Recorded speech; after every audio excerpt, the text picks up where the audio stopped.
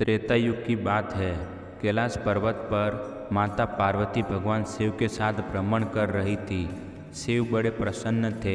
अचानक पार्वती ने उनसे कहा कि स्वामी, आप बड़े ज्ञानी हैं, जन्म मरण और मोह माया के बंधनों से परे है। इन सभी बंधनों से छुटकारा पाकर मैं सदैव आपके साथ रह सकूं, ऐसा ज्ञान मुझे दीजिए। पार्वती जी की इच्छा पर भगवान शिव मुस्कुराकर बोले, ठीक है, मैं तुम्हें वह ज्ञान अवश्य दूंगा, किंतु इसके लिए कोई एक ऐसा एकांत स्थान खोजना होगा जहाँ हम दोनों के अलावा कोई तीसरा न हो।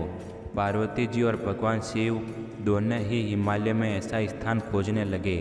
घूमते घूमते वे उत्तरी हिमालय के अत्यंत मनोरथ स्थान पर जा पहुँचे। वहाँ एक विशाल गुफा थी। दूर दूर तक किसी प्राणी का चिन्ह नहीं था। भगवान शिव को वह गुफा पसंद आ गई।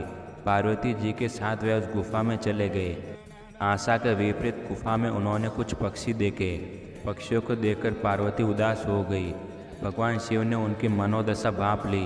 वहीं बैठकर उन्होंने श्वास द्वारा प्राणवायु अपने अंदर खींचनी शुरू कर दी। ऐसा करते ही दूर दूर तक फैली प्राणवायु शिव के अंदर सिमटने लगी। प्राणवायु के अभाव में वहाँ रहने वाले सभी पक्षी निचले प्रदेश में चले गए। अब पूर्ण एकांत वातावरण में पार्वती ने संतोष की सांस ली। भगवान शिव बोले, अब यहाँ हम दोनों के अतिरिक्त कोई तीसरा नहीं है। मैं तुम्हें यहाँ अमर ज्ञान का उपदेश दूंगा। ध्यान से सुनना, बीच बीच में हुंकारा भरती रहना, ताकि मुझे पता चलता रहे कि तुम सुन रही हो। ज्ञान देते समय मैं समाधि में रहूँगा। पार्वती की स्वीकृति पाकर भगवान शिव समाधि लगाकर बैठ गए। उनके श्रीमुख से अमर ज्ञान की अमर कथा फूटने लगी।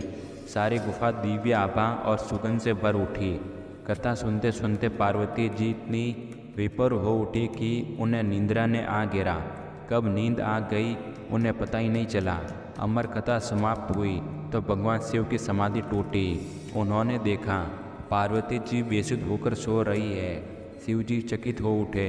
उन्होंने माता पार्वती को जगाया और कुछ पूछने ही वाले थे कि पार्वती ने क्षमा याचना भरे स्वर में कहा, प्रभु, आपके श्री मुख से कथा सुनते सुनते इतना आनंद आया कि ना जाने कब मुझे नींद आ गई। मैं पूरी कथा सुन नहीं पाई। पार्वती जी की इस बात को सुनकर शिव आश्चर्य में डूब गए और बोले, कथा कहते कहते मैं बीच बीच में हुंकारा सुन रहा था और मुझे लग रहा था कि तुम कथा सुन रही हो। तुम सो गई थी तो फिर अंत तक हुंकारा कौन भरता रहा। इस बात से पार्वती भी चौंकी। भगवान शिव ने इधर उधर देखा तो गुफा के छत में एक कोटर दिखा। उस कोटर से कबूतर के बच्चों का एक जोड़ा उन्हें नीचे जागता हुआ दिखाई दिया। बहुत सीमित प्राणवायु के वातावरण में उन कपोत शीशों को देखकर भगवान शिव को आश्चर्य हुआ।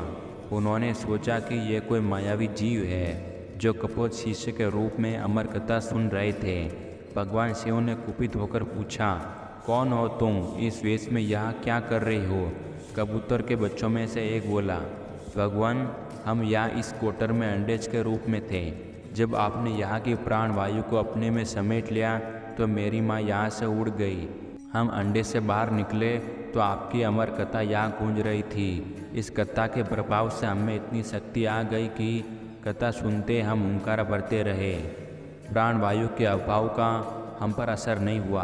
कबूतर के बच्चों की बात सुनकर शिव प्रसन्न होकर बोले, तुम अमर कथा के सच्चे पात्र थे जो पूरी कथा सुन सके। तुम अमर हुए। इस स्थान पर जा किसी अन्य जीव जंतु का स्थायी रूप से रहना संभव नहीं होगा। वहाँ तुम दोनों सदा निवास करोगे। शिव और पार्वती तो वहाँ से चले गए, पर शिव के पार्थिव रूप में हिमलिंग उस गुफा में निर्मित हो गया। वही क्षेत्र आज अमरनाथ कहलाता है। आज भी अमरनाथ की पवित्र गुफा में कबूतर के जोड़े रहते हैं जो कभी कभी यात्रियों के कोलाहल से डरकर कोटर से निकलकर उड़ जाते हैं। महादेव कहते हैं, जीवन में ज़्यादा रिश्ते होना जरूरी नहीं, पर जो रिश्ते हैं उसमें जीवन होना जरूरी है। जिंदगी की हर सुबह कुछ शर्तें लेकर आती है और हर शाम कुछ तजुर्बे देकर जाती है। महादेव कहते हैं, तूफान आना भी जरूरी है जिंदगी में, तभी जाकर पता चलता है कौन हाथ छुड़ाकर भागता है और कौन हाथ पकड़कर। सोच का ही फर्क होता है, वरना समस्याएं आपको कमज़ोर नहीं बल्कि मजबूत बनाती है। महादेव कहते हैं, अकेले हो तो विचारों पर काबू रखो और सबके साथ हो तो जुबान पर काबू रखो।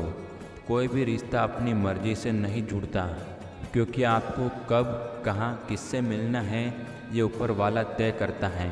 मान और सम्मान के लड़ाई में कभी अकेले रहना हो तो रह लेना, लेकिन किसी के सामने खुद को टूटने मत देना, क्योंकि जब खुद का सम्मान करोगे तभी दूसरों से सम्मान पाओगे।